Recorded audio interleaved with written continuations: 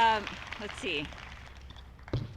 Well, good morning, everyone. Tom, thank you so much for that warm welcome. That is very touching. I want to thank each one of you for being here today. It's wonderful to be surrounded by so many devoted and hardworking Idahoans. You know, I have a 59-minute speech, even though I've only been given 15 minutes. So Glenita, you're gonna have to give me the cue when my time is up, okay? But, okay. Thank you for inviting me to speak to you and be here with you this morning. It's been challenging for all of us lately where we're always being told we can't go to the baseball game, we can't have a rodeo, we can't do this, we can't do that. And so we're all learning how to maybe enjoy more of the simple things of life. And that's what I've been doing. Just last night, it was such a pleasure to go out on the golf course with my husband of 33 years and our 2 adult children, drive the golf cart around the golf course, eat chicken wrap and tater tots with fry sauce, and enjoy the simple things of life. Okay, so is this better? Can you hear me back there? Okay, I'll try to be closer. Okay, good.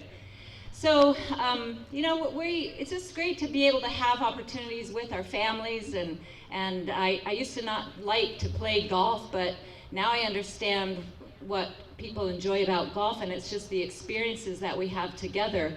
Experiences like looking at our son getting ready to hit the ball, and the sprinkler comes on and just gets him right in the face. And we can't help but just laugh at him. Or when he tries to be a man and take a swing of the ball to go over the hill and back into the fairway, and so he aims completely off track and ends up hitting the tree right in front of him.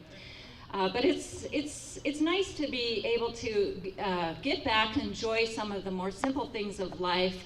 And I feel like I am so fortunate to live in Idaho, live in this country, have a family. Isn't that what it's all about, is being with our family, developing relationships with our friends? That's what this country really is all about, and we are so blessed as a nation.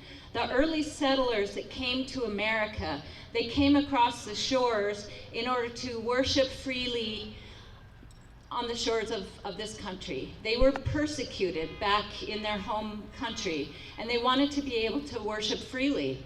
And they recognized the importance of that, and that's what this nation is found on. And our founding fathers, they recognized principles that are definitely have no time limit and are worth fighting for. I'm going to quote some of our founding fathers. For example, they spoke as true statesmen and had clear language about what it was that they were fighting for. As an example, Patrick Henry, when he said, "I know not what course others may take, but as for me, give me liberty or give me death." A school teacher turned spy, Nathan Hale, who just before being hanged by the British for being a spy, stated, "I regret that I have but one life to give for my country." And then there's the story of John Paul Jones, America's first Navy hero. While in the midst of his own sinking ship, one of his men called for quarter, surrender. The British captain they were fighting against was willing to give quarter to them, but Jones refused. He declared he had not called for quarter and told the British captain that he still intended to fight on, saying, "I have not yet begun to fight."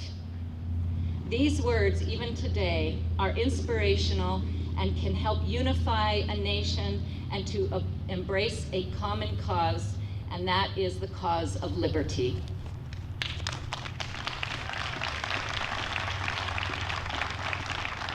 And when our founding fathers crafted our Declaration of Independence, and the words that we all know to be so true, and where they say, "We hold these truths to be self-evident, that all men are created equal, that they are endowed by their Creator with certain unalienable rights, that among these are life, liberty, and the pursuit of happiness. And then our founding fathers put together our Constitution, which is the oldest living document in history, 231 years now. Our Constitution of this country has held strong. And this document protects the nation, our Republican form of government, and is the best guarantee of freedom in history. This document protects the careful balance of power between the three branches of government, the legislative, the executive, and the judicial. This document helps to limit the federal system of government and to protect our state sovereignty. The First and Second Amendments are granted to us, the First Amendment being the protection of our free speech and our ability to practice our religion as we see fit, and of course our Second Amendment, which protects our First Amendment. But today, our state and our nation are experiencing some challenging times. There are diverse views regarding the impact of COVID-19 on our state and how to spend the $1.6 billion that has come our way with strings attached, including contact tracing. As a member of the recently appointed Coronavirus Financial Advisory Committee, I will continue to fight that for prioritizing funding within our rural communities where it is needed most, ensure that state procurement law is followed to prevent crony contracts so that we don't have additional debacles which waste taxpayer dollars, prevent unfair competition between the government and the private sector. As these things come flying at us at more than 85 miles an hour, I am doing my best to help provide oversight and understand how this will impact our state. So today we're here to talk about freedom. What does freedom look like today? Everyone has their own ideas, but I thought about this, and not to be one that people don't say that we can't come up with some ideas. I have some ideas for your consideration today. What does freedom look like today? Freedom is being able to worship freely as we see fit. And I will have you know that under the Trump administration, clergy was listed as an essential service, a critical workforce sector for critical services. Our governor, our attorney general, and our Supreme Court, they all have that one wrong. Freedom is not being afraid of losing all in the case of a medical incident due to skyrocketing healthcare costs. I was talking to a business owner operation in Idaho Falls just yesterday, a major employer, 800 employees. And the thought came to me, because of Obamacare, so many people can't afford health insurance, and so many people don't have their own private, not private, but it's a primary care physician, because they're gone, they're out the window. But here's an idea. If 800 of those employees of that one business could each pay in $50 a month for a service, you know what that calculates out to? That's $480,000 a year that we could pay a primary care physician. And that business could actually put that physician on site, give their employees counseling like nutritional guidance, perhaps help them with their keeping them fit and taken care of, could even have a good stockpile of medications. We can do, these are ideas that are being discussed, but because of some of the restrictions in our healthcare laws, and sadly because Congress did not do anything to free us up from Obamacare, these things are not at our availability. Learning opportunities which extend beyond the traditional classroom, like skills-based learning and apprenticeship training. How sad is it that a student in Payette can't go work get an apprenticeship at a clean machine shop that was started up by a veteran. They're making tiny little bead parts that they are literally the size of a bead that go inside a jet engine, a jet brake, and they're making prosthetics. And students, young students, are thrilled and excited to go into this business and learn how to do this, but the parent doesn't view that as an honorable vocation. There's lots of opportunities in apprenticeship training that we can help our kids be prepared for their career. This last week I was listening to one of the legislative task force groups talking about COVID-19 liability relief. And the idea presented was that a business or a school could be relieved from liability as long as they were following the governor's edicts. And I thought, what country do we live in? Do we live in America, or do we live in England, where we have to obey edicts by somebody? Here's an idea. When did we, as a society, how did we get to this place where we sue our neighbors for a disease? And for our schools, for those parents who are afraid that their kids might become infected at the school. How about this? At the school district, offer their parents a liability release form, because after all, it is a privilege to attend public school in America. So why not sign a liability release form?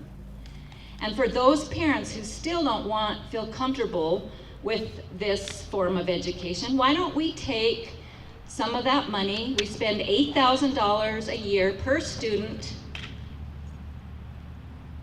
We don't want our flag on the floor. I'm just gonna put it here.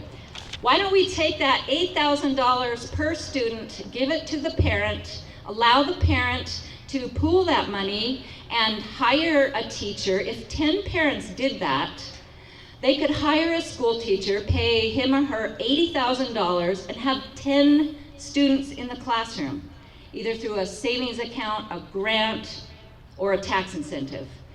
This is not a new idea. It's called a learning pod, and it's spreading like wildfire in California. So Google it, look it up. Freedom is freedom from government mandates of any sort. Prior to the shutdown back in March, our family owns a restaurant. It's a restaurant, not a saloon or a bar, as some in the media, the mainstream media, have tried to characterize it. It's a restaurant. And our daughter, Liza, had moved half the tables out of the restaurant in order to protect her employees and our customers. We don't need the government to tell us what to do. And then after the shutdown, and when this committee was coming together with some recommendations and guidelines, our daughter Liza had come up with this exhaustive list that I forwarded to the governor's office, and I said, here's an example of what you can do.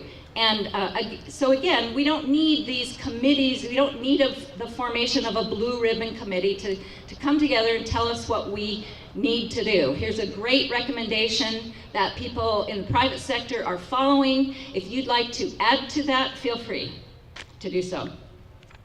Freedom is the ability to provide for ourselves, no matter what that vocation may be, whether it's welding, cabinetry, manufacturing, or bartending. Believe it or not, a lot of people love bartending, and they also make pretty good money, $28 an hour. So we should be encouraging people to do what they want to do. How about living a triumphant life? Instead of living in fear of what's around us, we don't live in fear. We need to recognize our heritage, reclaim our heritage, and understand, truly understand, if we start thinking differently back to the beginning of this country, that we have endless opportunities here in our state and in our nation. As Idaho's first female lieutenant governor, I recognize that I'll be the first to take some slack for pushing back against the status quo and for voicing a difference of opinion. But my oath is to our Constitution, and I will never back down when it comes to protecting your basic constitutional rights to provide for your family and put food on your table, or to worship as you see fit. Let's quit labeling each other as left, right, far right, libertarian, or even radical. We should be welcoming to those with diverse views. Ronald Reagan once said, "There's no such thing as a left or a right. There's only an up or a down. Up to man's age-old dream of individual freedom, consistent with law and order, or down to the ant heap of totalitarianism." Let's focus all of our efforts upwards. I've never shied away from standing up for principles, even when it was unpopular or controversial. We have foundational principles that should not be up for debate. We must defend our constitutional rights against all efforts to undermine or supplant them. I did not take on the responsibility of being your lieutenant governor to choose the easy road. I campaigned on preserving and restoring where necessary the constitutional principles that make Idaho great. Thank you. This may make some people uncomfortable, but going back to the wise words of Thomas Jefferson, we are not to expect to be translated from despotism to liberty in a feather bed. Let's not forget our heritage and the important foundational principles which make America the greatest nation on earth.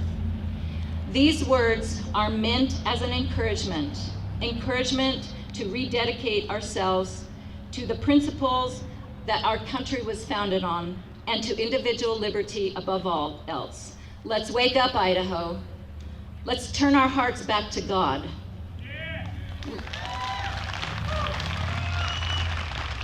Let's reclaim our heritage and let's fight for liberty.